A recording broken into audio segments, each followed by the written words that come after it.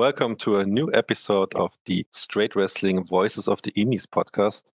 I'm Morbo, and as always, as my co-host, everyone's favorite US independent wrestling fan, Sebastian. As always, thank you very much for the introduction, Morbo, and welcome to the sixth episode of Straight Wrestling Voices of the Indies. And our guest today is especially known for his work in TWE as a TWE champion, but also for reaching this year's Scenic City Invitational final. Thank you very much for taking the time to be our guest today, and welcome, Darian Bengston.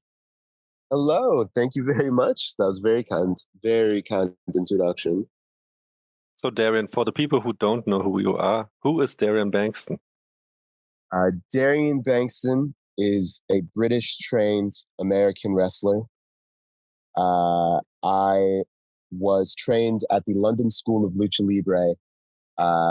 It will be 4 years for me next month in Bethnal Green, London, England. Trained by Greg Burridge and Gary Vanderhorn. Also here and there by Cara Noir, Nina Samuels, Will Ospreay. And then moved to America, and I became a student of the Nightmare Factory.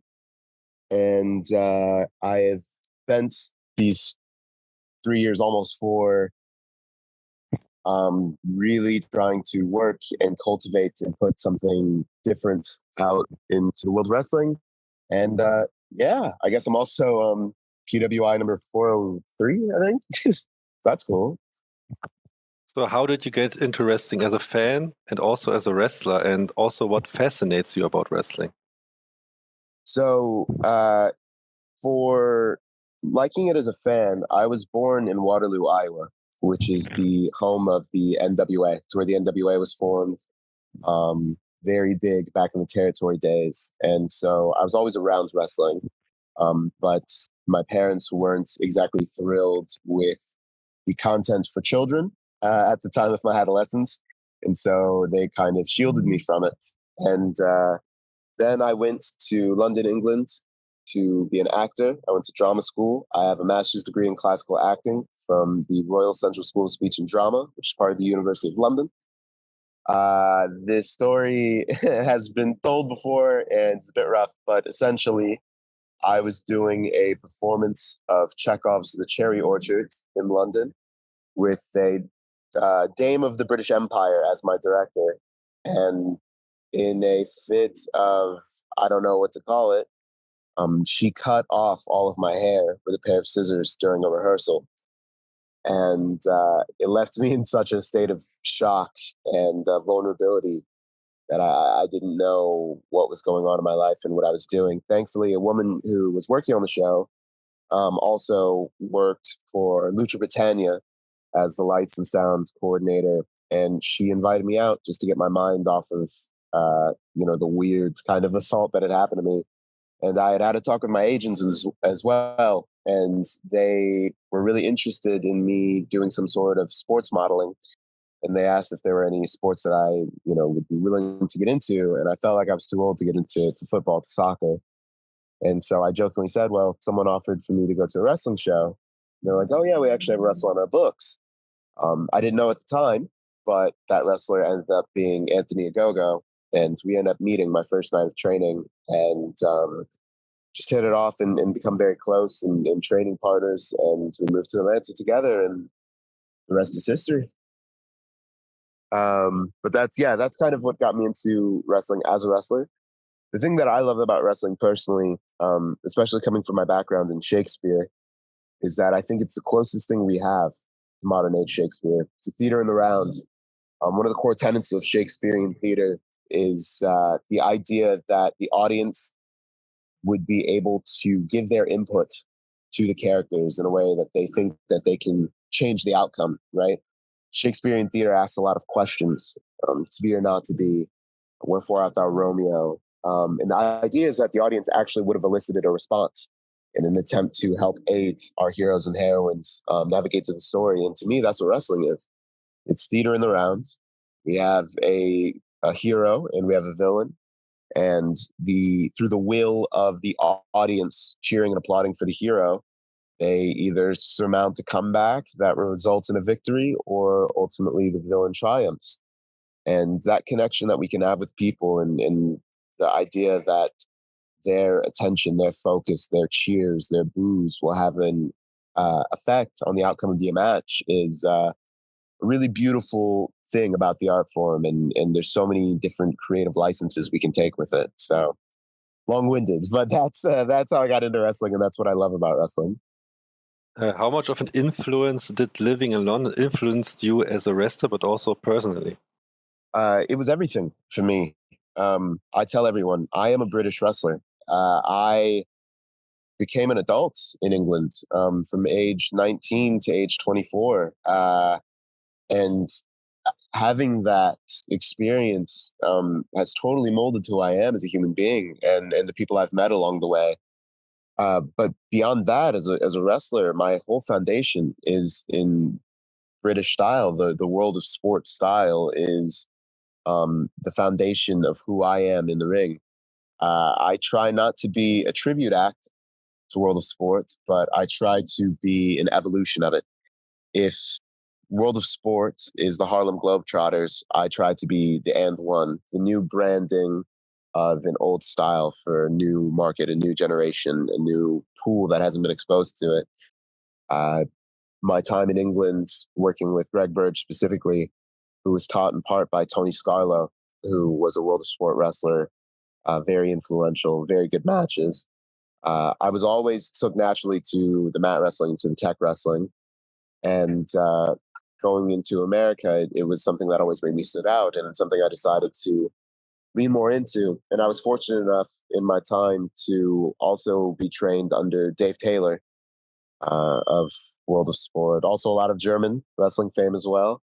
And him being able to be taught by someone who was in that system, and the authenticity is a absolutely priceless thing in regards to my career and my art form. And so, yeah, being a British wrestler, a British trained wrestler, a culturally British wrestler is one of the absolute most important things of who I am. As a personal question, according to a conversation between Sebastian and you did not only live in the UK, but also in Berlin for a short time in 2016. And as someone who lived in Berlin for quite some time himself, how was your time in Berlin? I absolutely loved it. A professor of my university back in the States was a Fulbright scholar and working to put on theater in Germany. And I myself got to see and actually appear in some German theater with the Gob Squad, mostly an interactive theater group, performs a lot in Berlin. I got to take part in their production of The Kitchen, as well as see a bunch of other German theater. I was staying right near Schwarzkopfstrasse, near the wall as well. And during the winter seasons of that 2016, the end of the year. And I had a beautiful time. I had a lovely time. I took 4 years of German language in school, and it was a very beautiful kind of full circle moment for me. I have a lot of German ancestry as well, and so it was a very cool opportunity for me to connect a bit. After returning to the United States, who did train you, or where did you train in the United States, and who influenced you the most? I had a lot of older wrestling veterans here and there who would reach out and help me. Moonshine Mantell of Texas fame, Niles Plumke from the Kansas City area was integral. But really, that was only for a couple months, and then I was straight to the Nightmare Factory, where I was most influenced by QT Marshall.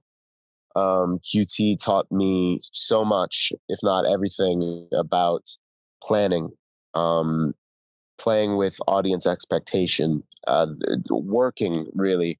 I feel like all of the ability and technical knowledge was there from before, from my training in England. But QT, I think, was a bit more integral about why I do what I do.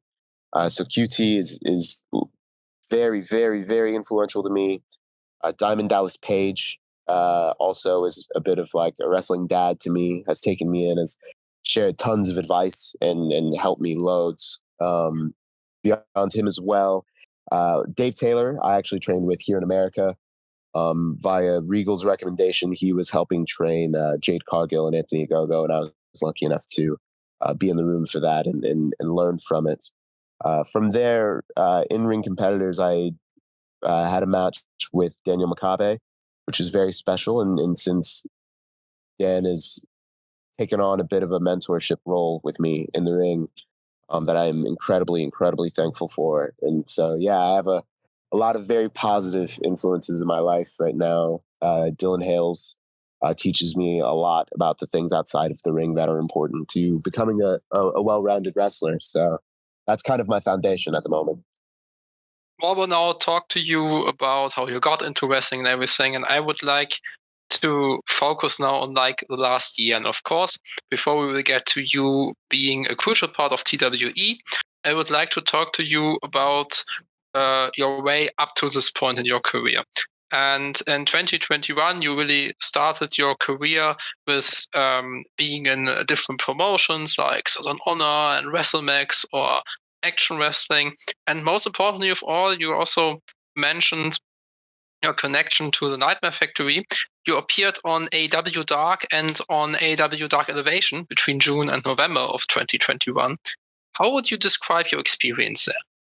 The experience was amazing. Having that sort of insight was so crucial, because one of the things about my time in the UK was the wrestling style is not geared toward television.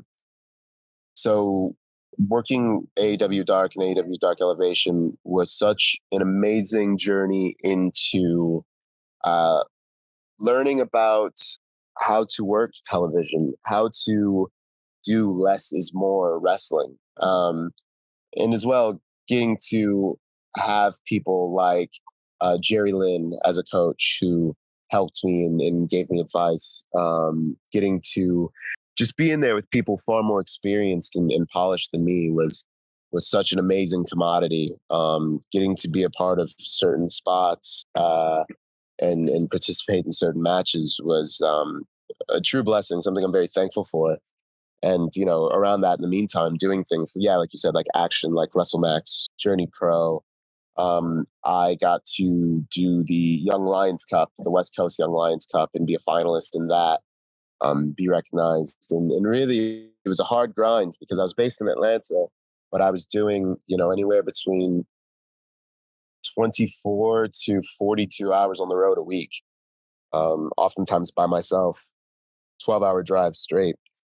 No sleep, no company, just to, hope to get a spot on a show. It was very, very difficult. All of it was so scattered, and finding a foothold in a place was really, really difficult. And that's, ultimately what ended up bringing me to, firstly, Naptown All Pro, but then TWE as well. Both were amazing and saw something in me and wanted to bring something bigger out of me. Naptown All Pro in particular was very big on making me their kind of workhorse and their babyface, their kind of top babyface. And it was something that I didn't take lightly, and I worked really hard on. And that, in a lot of ways, was my gateway into TWE, where I debuted at the Halloween show last year. So in 2 weeks will be my 1 year in TWE Chattanooga, which is astonishing, really. It feels like it was just yesterday that I started there. You now talked about how you appeared for all these different independent promotions. You also already said that there's a difference between like a TV show and what you've done in the UK. What would you say? How would you describe also the difference between appearing at an indie show like the ones you just mentioned, like Neptune All Pro or TWE, and appearing for AEW?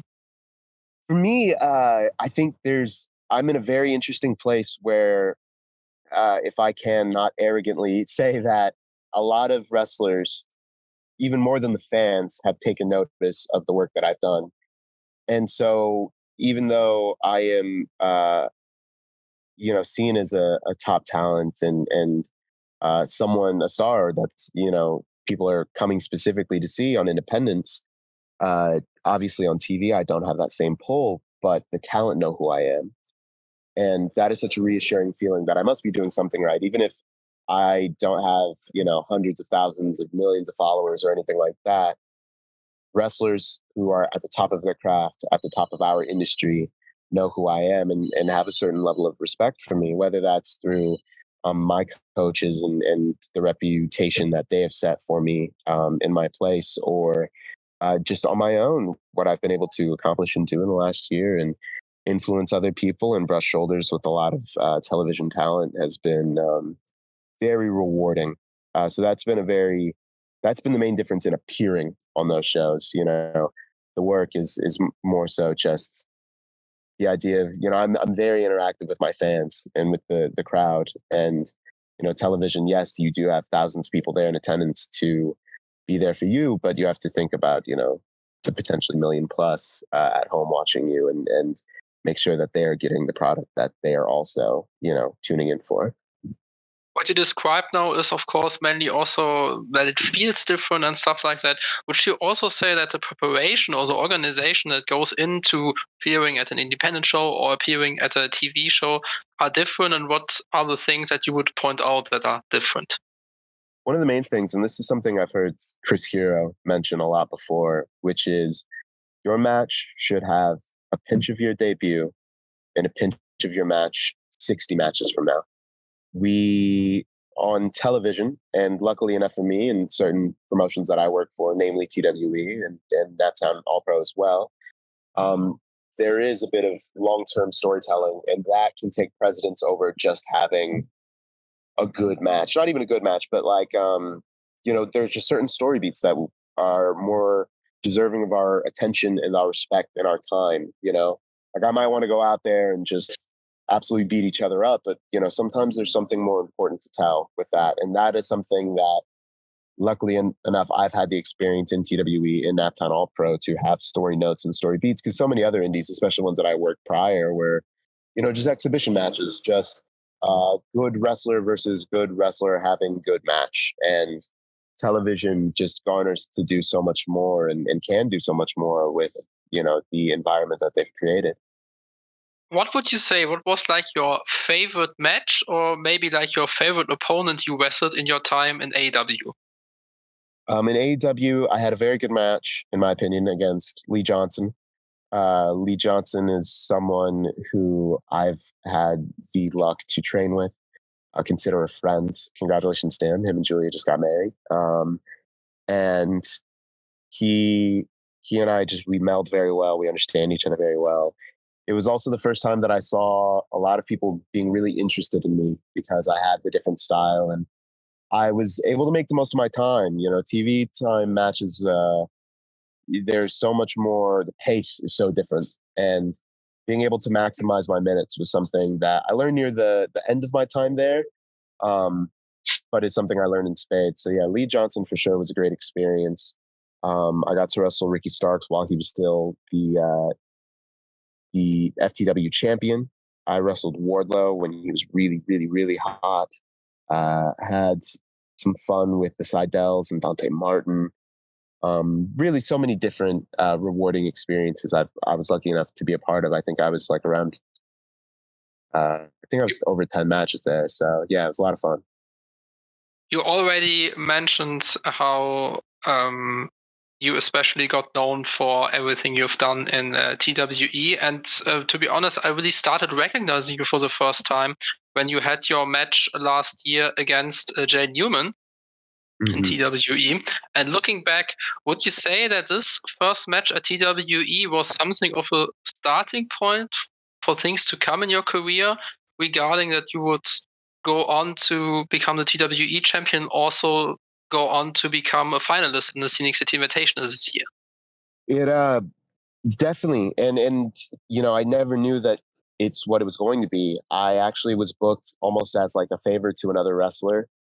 They had a spot to fill, and it was kind of last minute. It was never a long-term plan to have me there and me to be a recurring regular. I got to come in, have the match with Jaden. Jaden is one of my favorite opponents, someone who outside of the ring as well just really, really loves and cares about the craft, and you know does everything that he can to also help other people on his way up. And I have mad, undying respect for Jaden, as well as Dylan. And I think as well, being able to go in with Jaden, sorry, and having a very high-paced, high-action match, and then my very next time having a very camp, story-driven, fun match with Adam Priest for the Christmas holiday show. Got to also display two different sides of me, that I could be an entertainer as well as a workhorse, and grow from there, which is something I always wanted to do. Having such a background in theater, I want to be able to, tell those fun stories that are not always just necessarily rooted in the ring work. And TWE just really gave me the platform to show different sides of myself as a talent. And I'm very, very thankful for that opportunity. You now talked about growing, and you really established yourself in TWE in this year. And on May 27th this year at TW Sink or Swim, you won the TWE title. But this wouldn't be the only milestone you would reach in this year, because later on in July, you would also go on to reach the final of the Scenic City Invitational. Two really big moments for you. And I would like to know, how much did this title win, and also reaching the final of the Scenic City Invitational mean to you, not only for your wrestling career, but maybe also on a personal level? Absolutely. Winning the title, the TWE title, was an unbelievable milestone for me in so many ways. 3 years into my career, I'd never won a title, had very few title matches. And it was such a validating moment that I am on the right path, especially for my first title to be one such as TWE, because, it wasn't a, secondary belt on some smaller show. It was, a very recognized, very respected company. And especially to follow in the footsteps of Derek Neal, who is an absolute dynamite wrestler, amazing talent. Big shoes to fill. And, were filled in light of him on injury, which is why I had the retro TWE belt and then had to unify it against Derek, which also almost was like a second crowning for me, which was, almost an even more impactful moment than the original title win. The original title win was amazing for me, getting to do it. My parents were there. It was the first time my father had ever seen me wrestle. I won the title. The first time my sibling had ever seen me wrestle, I won the title. No less, I am the proud brother of a trans sibling in a state such as Tennessee, which is very anti-trans people. Was a very beautiful moment to be able to share that with them in that space, and for them to be completely welcomed, and for myself to be completely welcomed in that space also was just a very big deal. Very humbling, and understanding that I have a bit of responsibility now in this company to show up and perform on the level that is expected of me. And as you said, that spilling out to the SCI, Scenic City Invitational, was also amazing. Amazing, yes, on a personal level, but beyond that, I really went in there with a mission to represent for TWE. And, genuinely, I had no idea that I would go as far, especially my first ever SCI. I was never a part of the Futures. I was never anything. I wasn't an announced talent. So to kind of backdoor my way into the scramble, make it to the finals with Landon, with Priest, with Manders, was a very high honor. And if I'm being completely honest with you, I would say I was a bit disappointed in my performance.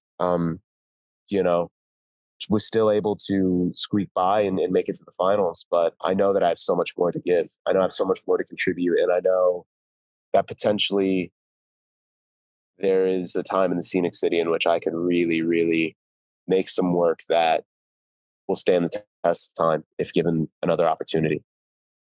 If we now look at not only what you've achieved, but also how you achieved it, you also already talked about how much you like TWE, and I've seen your entrance live in person, and it's really something you don't forget once you have seen it, because of all the positivity that comes across with you high-fiving kids and going to the lady in the first row who's like your biggest fan.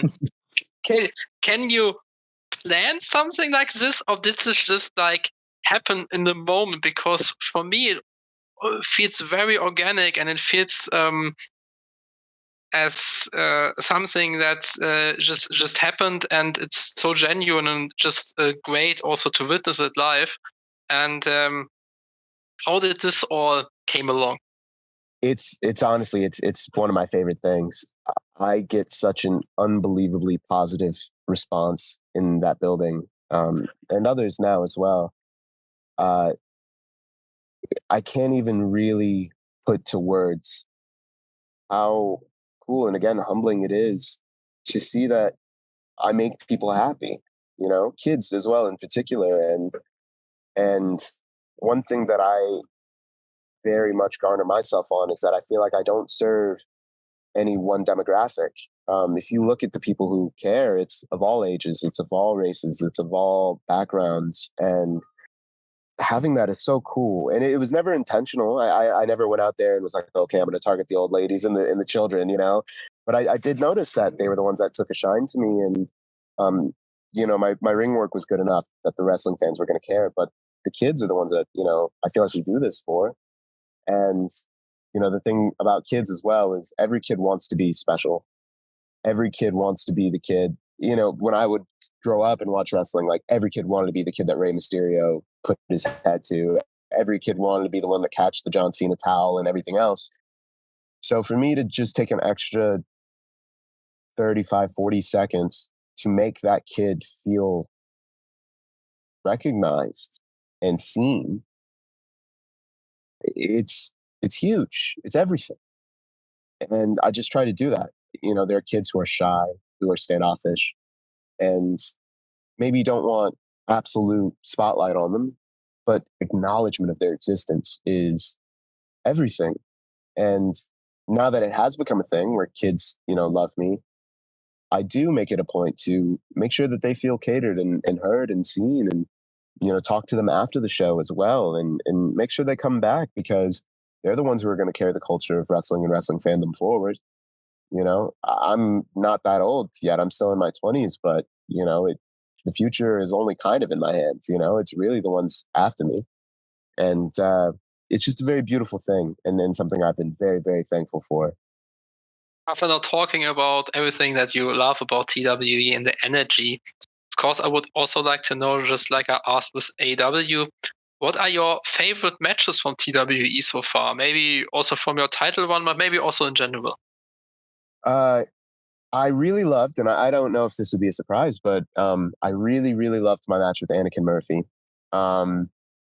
It is not a perfect match by any means. There are things that I'm unhappy with in my performance. However, it was the one that felt the most complete, the one that felt the most me, the one that felt the most the People's Prince, the British American wrestler. It felt so me, and that was right after my match with Adam Priest, which was another one of my favorites. And it just felt like I was finally the champion and the person and the face and the identity of the company in a very cool way. Especially, with Jaden being out on injury.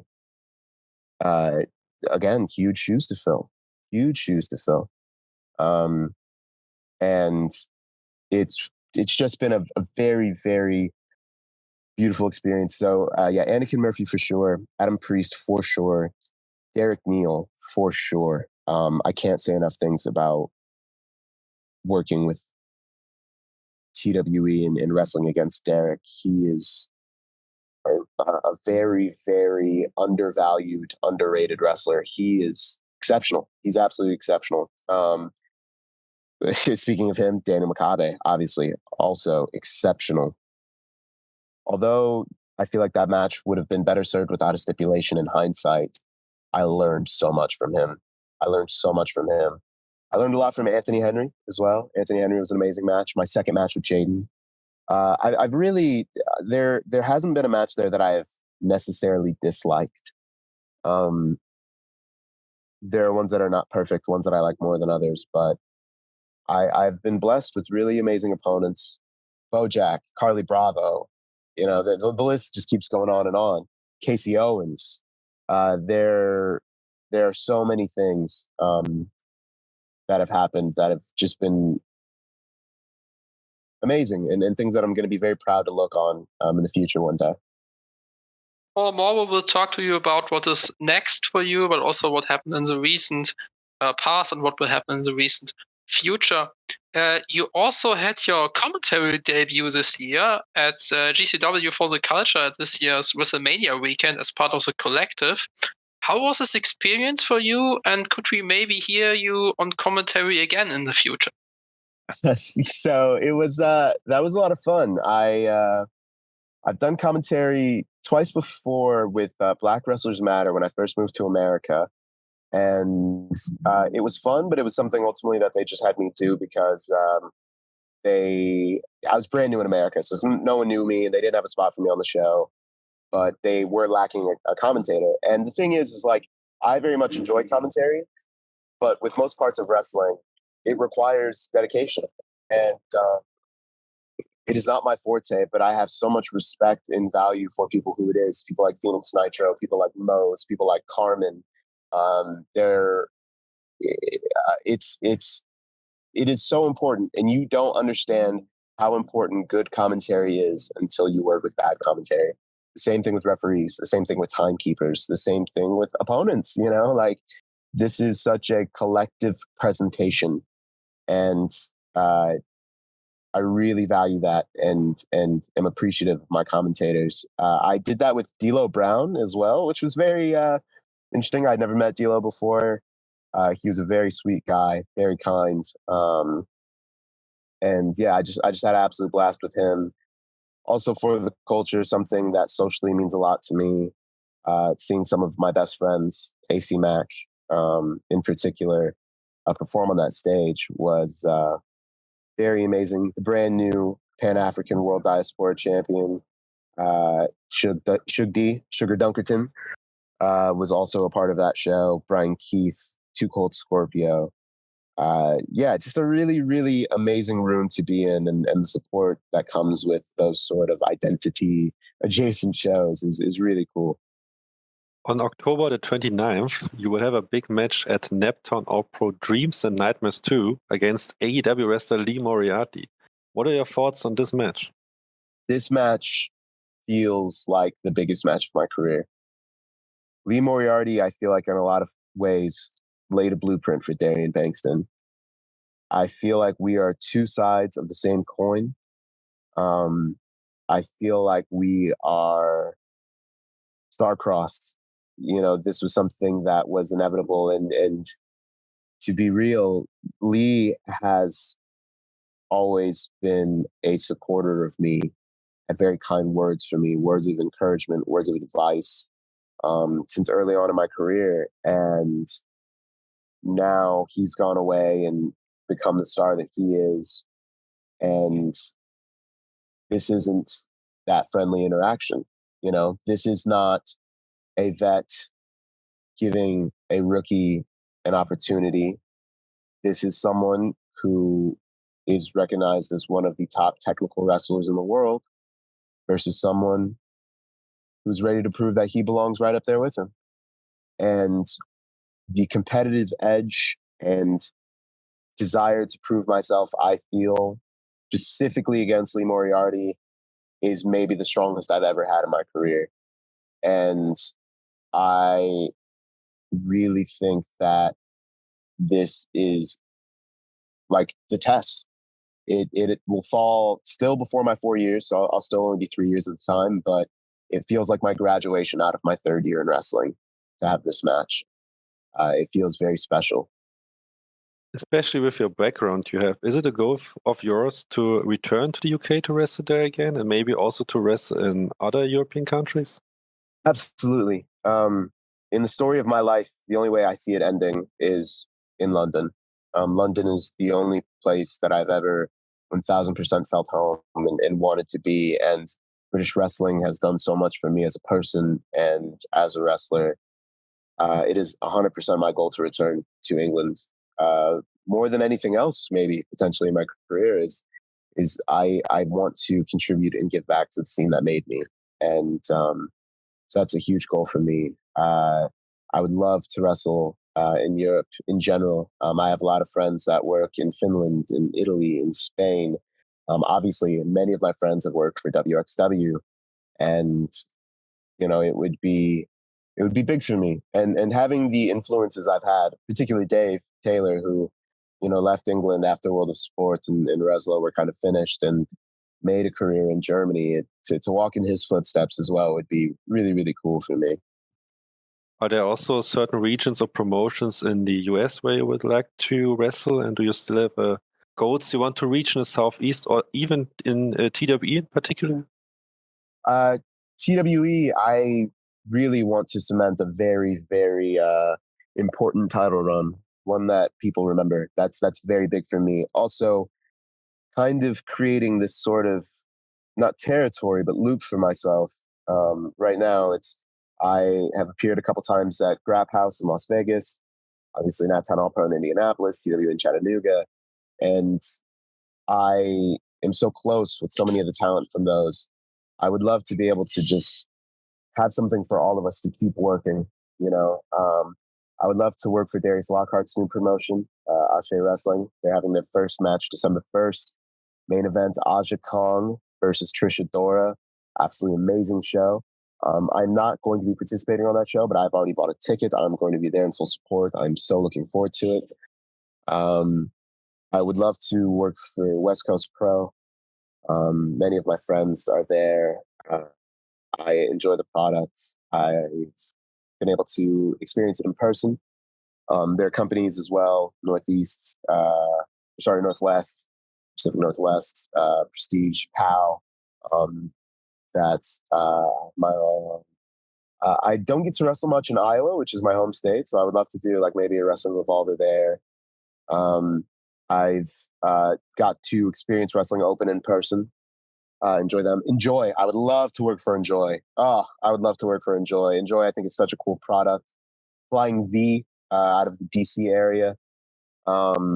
There's tons, really. Canada, I'd love to get to. C4 in particular. C4, NEW. There's a couple up there that I would absolutely love to work for. I'm really just, I want to just have experiences. I really just want a body of work that I can be proud of. I care about that, I would say, way more than I care about, being assigned or being contracted to any specific company. We have talked about particular goals, but is there a certain goal in general you would like to achieve in your career in the long run? In the long run, the most important thing to me is that I left the business better than I found it, is to contribute and hopefully provide opportunities, provide stories, and also, like I said, make, those kids and those people out there feel acknowledged. I feel like we all know what it's like to want that, or to see a bit of ourselves in someone else, kind of vicariously live through someone we see do amazing things. Kofi Mania is the reason I'm a wrestler. Getting to see someone who I felt a certain kinship to just self-actualize and become their dreams is so inspiring and did so much for my soul, and it healed me in so many ways. And I want to be able to contribute in the way that others have been able to touch me and make me feel seen and make me feel emotional. Okay, that's it, Darian. We're at the end of the interview. And as always, the stage is yours. You can plug anything you want. Thank you so much. I would love to say truly, truly, truly support marginalized wrestlers. Kitsune Wrestling, all women's company. I believe they're having their first show. It will be on IWTV. I'm going to be tuning in for that. Eve, Riot Girls of Pro Wrestling out of London, is an integral piece of who I am, of my wrestling DNA. And just because you are not a woman does not mean you can't watch women's wrestling. Women's wrestling is amazing. Please support that. Ashe Wrestling, Darius Lockhart, first show December 1st. Please support that. Support Naptown All Pro. Support TWE. These places that are giving opportunities to people who will not get those in other places. I cannot stress their importance. Without them, we do not get the foundations of the independence which fuel wrestling as it is today. So I really, really just would love to plug that. As you mentioned, Darian Bengston versus Lee Moriarty, October 29th, Naptown All Pro. huge for me. The night before, TWE, huge show. Myself versus Owen Knight for the TWE title.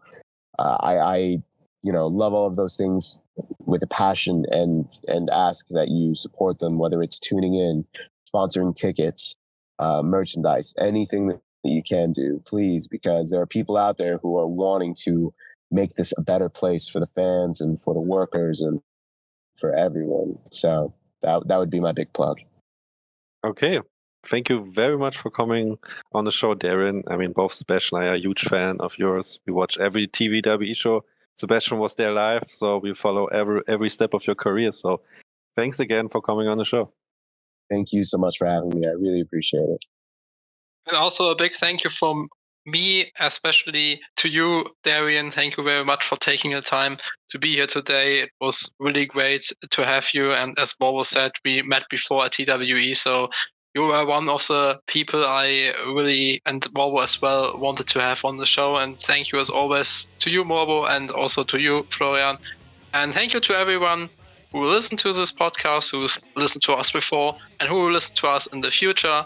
And I hope you will listen to us soon. And goodbye. Down, come down, come down, pay the monster, down, come down, Frank monster.